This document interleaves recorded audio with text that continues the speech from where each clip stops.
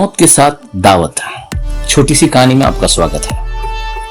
ये कहानी है एक गांव में रहता एक बूढ़ा व्यक्ति की जो गरीब है। उस गांव में ज्यादा लोग नहीं है और वहां पर कुछ लोग रहते हैं और एक उनमें से ये बूढ़ा व्यक्ति भी है जो अकेला रहता है। और एक दिन उसको बहुत भूख लगी और उसके घर में कुछ नहीं था, तो क्या सोचे क्या बनाऊं मैं, कुछ ना कुछ तो चाहिए। तो वो बाहर जाता है और जाके देखता है तो वहां एक मुर्गा होता है और उसको दबोच लेता है, उसको लेके आता है घर में और ला के उसको साफ सफाई करके उसको बनाने लगता है। इस बूढ़े के बारे में ज्यादा जानकारी तो हमारे पास नहीं है, मगर हाँ ये इसी तरह से करता होगा, कभी कुछ करके अपनी गुजर बसर करता है। और उसने जब मुर्गी का मीट को काट पीट के बनाने लगा तो सोच रहा था कि आज जो है अच्छा है कि एक दावत हो जाएगी।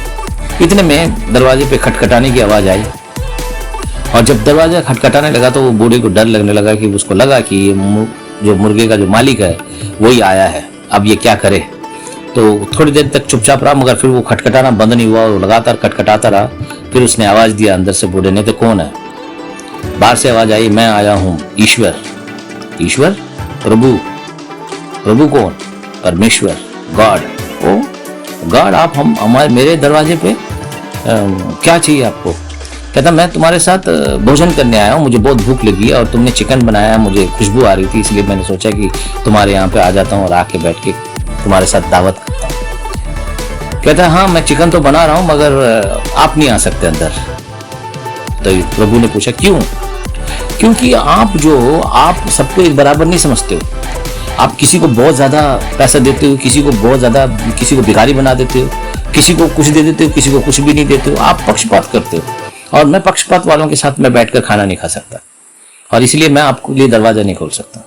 तो ईश्वर ने, प्रभु ने कहा हाँ ठीक है, ये बात तो मैं समझता हूँ, पर दरवाजा खोलो, मैं तुम्हारे साथ भोजन करना चाहता। नहीं ईश्वर सॉरी, मैं आपके लिए दरवाजा नहीं खोल सकता। ये बात सुनकर प्रभु वहां से चली जाते हैं। फिर ये अपने चम्मच से चिकन की सब्जी को बना रहा होता है और खुशबू आ रही होती है और थोड़ी देर के बाद फिर दोबारा दरवाजा खटखटाता कोई। अब सोचता अब ये कौन आ गया, लग रहा है अब वो मुर्गे का मालिक आ गया है। तो अब मुर्गे का मालिक आया तो अब उसको फिर पूछता है थोड़ी देर के बाद कौन है? एक महिला की आवाज आती है, बोली मैं मरियम। बूढ़ा कहता मरियम?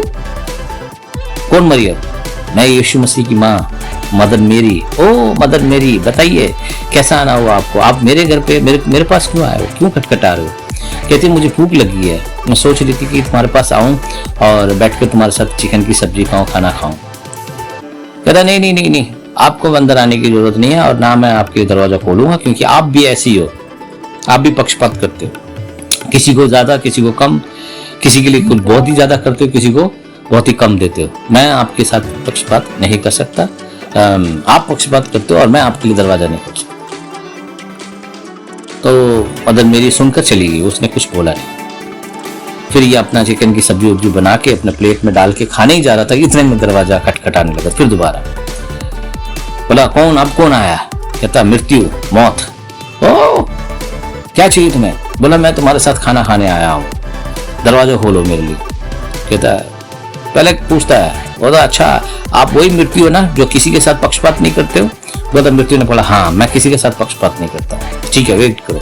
फिर बूढ़े ने दरवाजा खोला तो मृत्यु अंदर आया, अंदर बैठ गया और दोनों बात करने लगे। बूढ़ा कहता है तुम ही हो ना जो किसी के साथ पक्षपात नहीं करते हो? तो मृत्यु बोलने लगा हाँ मैं किसी के साथ पक्षपात नहीं करता, चाहे वो अमीर हो, चाहे वो गरीब हो, चाहे वो पढ़ा लिखा हो, चाहे वो मूर्ख हो, चाहे वो ज्ञानवान हो, चाहे वो कोई भी हो, हर किसी को मैं एक ही जैसे ट्रीट करता हूँ। जब मैं आता हूँ तो मैं सबको लेके जाता हूँ, तो मैं किसी के साथ पक्षपात नहीं करता। इसीलिए बूढ़े ने बोला इसलिए तो मैंने तुम्हें दरवाजा खोलकर मेरे साथ भोजन करने के लिए दिया, क्योंकि मुझे पता है कि तुम किसी के साथ पार्शियलिटी नहीं करते, तुम किसी के साथ पक्षपात नहीं करते, इसीलिए मुझे तुम्हें बुलाकर मेरे साथ भोजन किया। तो इस तरीके से दोस्तों इस बूढ़े ने मृत्यु के साथ दावत करी और दोनों ने दावत करी। मृत्यु ने भी उसके साथ खाना खाया और बहुत मजे से बातचीत करी और फिर उसके बाद मृत्यु चला गया।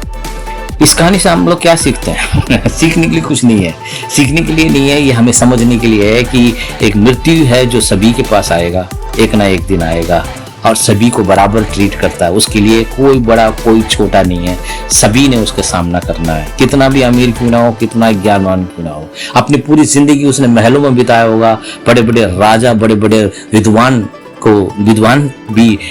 को भी लेके गया। इसलिए मृत्यु एक ही है जो सभी के पास आता है, और मृत्यु एक ही है जो किसी का पक्षपात नहीं करता है। और मृत्यु से हमें पता है कि परमेश्वर किसी के साथ पक्षपात नहीं करते हैं, परमेश्वर भी सभी को एक जैसे ट्रीट करते हैं।